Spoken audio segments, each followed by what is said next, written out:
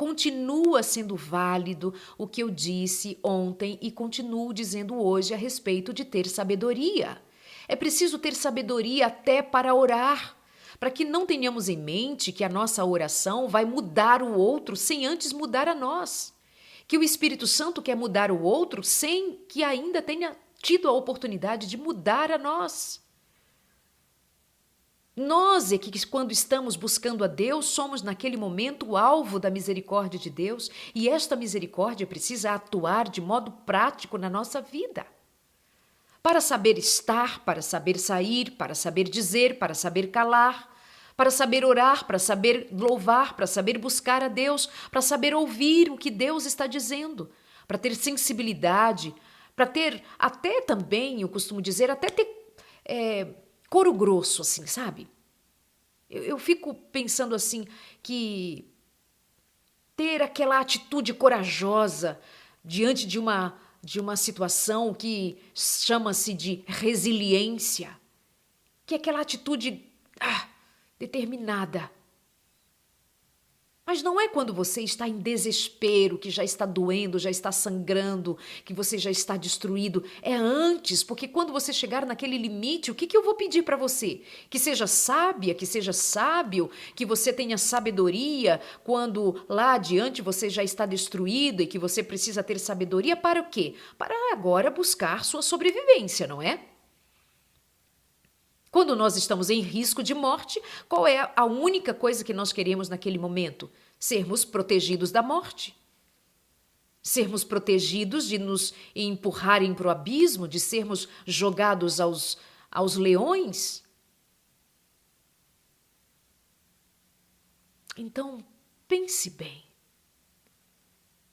Esta sabedoria, ela precisa se movimentar na sua realidade de maneira que seja salvífica, percebida poderosamente no nome de Jesus.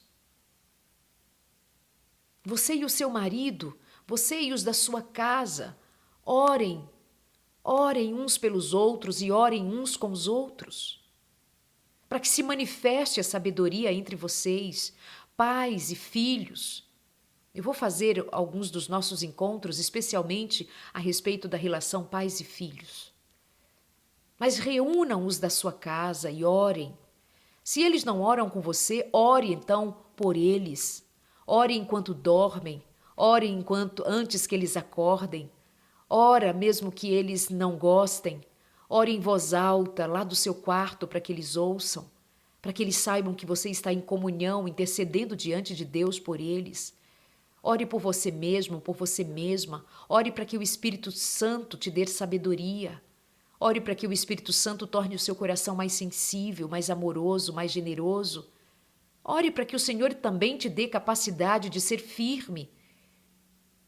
Ore para que o Senhor também, no Espírito Santo, te dê a sabedoria de como ser firme, de como recuperar o controle da sua vida, porque esse controle não deve estar na mão de ninguém, a não ser na mão do Senhor, o seu Deus. Tenha autonomia em Deus para conduzir-se. E como fazia Jesus, saber a hora de sair do meio de uma confusão que os inimigos criavam para enredá-lo. E Jesus simplesmente saía e deixava que os seus inimigos por si só fossem consumidos pelos seus ódios. Mas Jesus saía para acudir outros miseráveis que precisavam do seu amor e da sua compaixão. Quem está precisando de você? Quem está precisando da sua compaixão? Como você vai se mover nessa situação? Você tem sabedoria? Se não a tem, como disse Tiago, peça, que todos recebem, porque Deus dá liberalmente, generosamente, sem reprovação alguma.